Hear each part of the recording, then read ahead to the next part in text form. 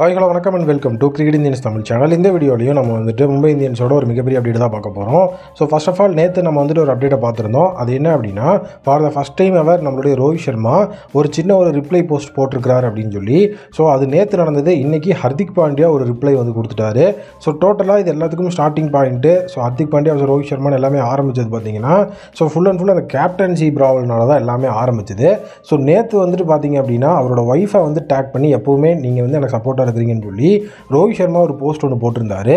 So இப்போ ரொம்ப ஓப்பனாகவே, அதாவது வந்து நம்மளுடைய ரோஹித் சர்மா அதில் வந்து IPL 2024 கேப்டன்சி அப்படிங்கிற மாதிரி எந்த ஒரு இடத்துலையும் மென்ஷன் பண்ணல. அதை ஓப்பனாகவும் சொல்லல, மறைமுகமாக ஏதோ ஒன்று போட்டிருந்தாருன்னு கூட வைக்கலாம். பட் இப்போ நம்ம ஹர்திக் பாண்டியா ஒரு விஷயத்தை ஓப்பனாகவே சொல்லிட்டாரு. ஸோ இன்றைக்கி வந்துட்டு அவர் என்ன சொல்லியிருந்தார் அப்படின்னு பார்த்தீங்கன்னா, லைவில் வந்துட்டு அவர் ஓப்பனாகவே பேசிட்டாரு. ஸோ அதாவது நிறைய பேர் என்னை வந்து கிரிட்டிசைஸ் பண்ணுறாங்க. காரணம் வந்துட்டு நான் மணி ஏர்ன் பண்ணுறதுக்காக ஒரு சில விஷயங்கள் பண்ணிகிட்டு இருக்கிறேன்னு. அதை பற்றிலாம் எனக்கு எந்த விதமான கவலையும் கிடையாது. எனக்கு என்ன தோணுதோ அதை தான் நான் செய்கிறேன். அது வந்து ஒரு சிலருக்கு கண்டிப்பாக நன்மையை வந்து கொடுக்கும். அவங்க அதாவது என்னோடய நன்மை அப்படிங்கிறத வச்சு அவங்க வந்து பெனிஃபிட் ஆனால் போதும். ஸோ இந்த மாதிரி வந்து நான் மணி ஏர்ன் பண்ணுறதுக்காக தான் நிறைய விஷயங்களை பண்ணிகிட்டு இருக்கிறேன் அப்படிங்கிறதுலாம் எனக்கு கவலையே கிடையாதுன்னு அவர் சொல்லிட்டாரு. ஸோ அந்த மணி ஏர்ன் பண்ணுறது அப்படின்னா என்ன அப்படின்னு பார்த்தீங்கன்னா, அதுதான் வந்துட்டு இந்த கேப்டன்சி. ஸோ அதாவது வந்துட்டு IPL பொறுத்த வரைக்கும் ஃபஸ்ட்டு மும்பை இந்தியன்ஸில் அதிகமாக வந்து சேலரி வேணும் அப்படின்னு கேட்டதுனால தான் அவர் ரிலீஸ் பண்ணாங்க. அந்த ரிலீஸ் அப்படிங்கிறது நடந்ததுனால தான் அவர் வந்து குஜராத் டைட்டன்ஸ்க்கு கேப்டன் ஆனார். ஸோ இதுவே வந்து மணி பேசிஸ் தான். ஸோ இப்போ குஜராத் டைட்டன்ஸ்லேருந்து மீண்டும் வந்து அவர் ஒரு வேறு லெவல் ஒரு ட்ரேட் மூலியமாக MIக்கு வந்தார்.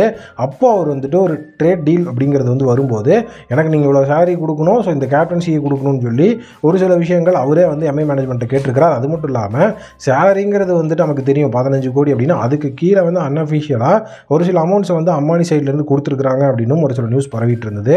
பட் அது வந்துட்டு அன்அஃபிஷியல் அப்படிங்கிறது நம்ம வந்துட்டு கன்ஃபார்ம் பண்ண முடியாது அவங்க எவ்வளோ கொடுத்தாங்க அப்படின்லாம். ஸோ டோட்டலாக இப்போ வந்துட்டு அவங்க ட்ரேட் அப்படிங்கிறது பண்ணும்போது கண்டிப்பாக வந்துட்டு ஹர்திக் பாண்டியா ஒரு சக்ஸஸ்ஃபுல் கேப்டன். குஜராத் டைட்டன்ஸ்க்கு 2 சீசன் GTக்கு கேப்டனாக இருந்து ஒரு தடவை ரன்னர் அப், ஒரு தடவை வின்னர்னு சொல்லி அவ்வளோ சக்ஸஸ்ஃபுல் ஒரு கேப்டனாக ஸோ இனிஷியல் ஃபேஸ்லேயே ஆகிறதெல்லாம் கண்டிப்பாக கஷ்டமான ஒரு விஷயம்.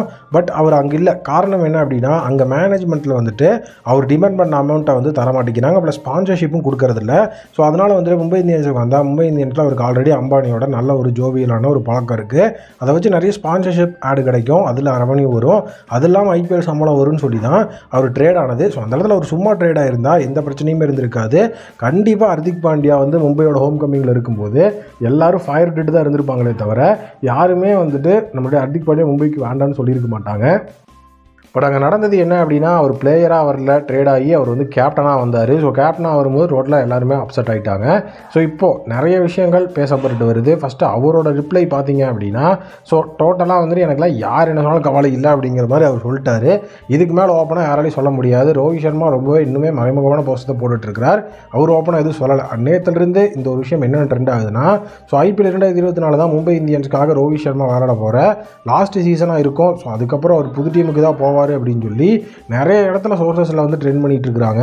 ஸோ டோட்டலாக ரோஹித் சர்மா மும்பை இந்தியன்ஸ்லேருந்து வெளியேற போகிறதுக்காக எல்லா விஷயங்களையும் இங்கே ஓப்பனில் தான் வச்சுருக்காங்க. ஹர்திக் பாண்டியாவோட பேச்சுமே அந்த மாதிரி தான் இருக்குது. நல்லா எந்த பிரச்சனையும் இல்லை அப்படிங்கிற மாதிரி சொல்கிறதுக்கு பதிலாக, ஸோ இது மாதிரி வந்து இது ஒரு கிரிக்கெட்டிங் டெசிஷன், ஸோ அதனால் வந்து எல்லாருமே சப்போர்ட் பண்ணணும் அப்படிங்கிற மாதிரி பேசினா கூட சரி ஓகேன்னு ஒரு சிலர் வந்து சப்போர்ட் பண்ணுவாங்க.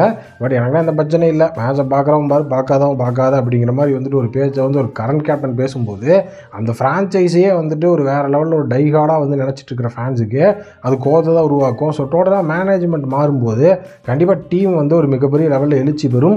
அப்படி இல்லைனா மிகப்பெரிய லெவலில் சரிஞ்சு போகும். அதுக்கு காரணம் அந்த மேனேஜ்மெண்ட்டோட வடிவமைப்பு தான். ஸோ MI மேனேஜ்மெண்ட் மார்க் போச்சராக வேறு லெவலில் கோச்சாக போட்டாங்க. அன்னையிலேருந்து டீம் உருப்படாமல் தான் போயிட்டு இருக்குது. ஸோ ஃபுல் அண்ட் ஃபுல் அவருடைய அந்த மேனேஜ்மெண்ட் சரியில்லாமல் தான் இருக்குது. ஏன்னா பொல்லாட் மலிங்கா எல்லாரையுமே வந்துட்டு உள்ளே எடுத்தார். அதில் எந்த விதமான ஒரு மிகப்பெரிய தவறும் கிடையாது. பட் அந்த ஒரு இடத்த எல்லாத்தையும் உள்ளே எடுத்து ஸோ டோட்டலாக நம்மளுக்கு நிறைய விஷயங்களை வந்து அப்படியே கண்டு சுண்ணாம்பு வைக்கிற மாதிரி வச்சுட்டாங்க. பொல்லாடு வந்துட்டார், மலிங்கா வந்துட்டார், நம்ம ஃபயர் விட்டுட்டு இருந்தோம். பட் நம்ம மெயின் ஆணி வேறனா ரோஹித் சர்மாவே இப்போ வந்துட்டு ரொம்ப ஆட்டி பார்த்துட்டு இருக்கிறாங்க. ஸோ இது எப்படிலாம் இவங்க வந்து டீல் பண்ணுவாங்க அப்படின்னு நானே உங்கள்கிட்ட நேற்று கேட்டிருந்தேன். பட் இப்போ போயிட்டு இருக்கிற சுச்சுவேஷனை வச்சு பார்த்தோம்னா தயவு செஞ்சு ரோஹித் சர்மா விட்டுருங்கடா அப்படிங்கிற மாதிரி தான் எனக்கு தோணுது. ஸோ இந்த மாதிரியான விஷயங்கள் நான் இனிமேல் பேசவே கூடாதுன்னு நினச்சாலும் இந்த மாதிரி ஓவராக வாய் விட்டுட்டு இருக்கிறாங்க ஒவ்வொருத்தரும்.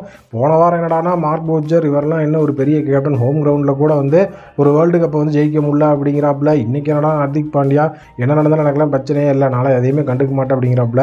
ஸோ ரோஹித் சர்மா வந்துட்டு அவர் ரொம்ப பாவங்கிற நிலைமையில தான் இப்போ நான் பார்த்துட்ருக்கிறேன். ஸோ கண்டிப்பாக தலைவன் அடுத்த தடவை வேறு டீம் போயிட்டா கூட நிம்மதியாக விளையாண்டுருப்பார். ஏன்னா இந்த மாதிரி வந்து ஒவ்வொரு தடவையும் வந்து இதெல்லாம் பார்க்கும்போது என்ன பழைய தாசனாவை மறந்துட்டீங்களாடா, பழைய ஹிட்மேன் எப்படி தெரியுமா அப்படிங்கிறத வருது. ஸோ வந்து உங்கள் ஒப்பீனியன் என்ன அப்படிங்கிறத கமெண்ட் செக்ஷனில் மறக்காமல் வந்து கமெண்ட் பண்ணுங்கள்.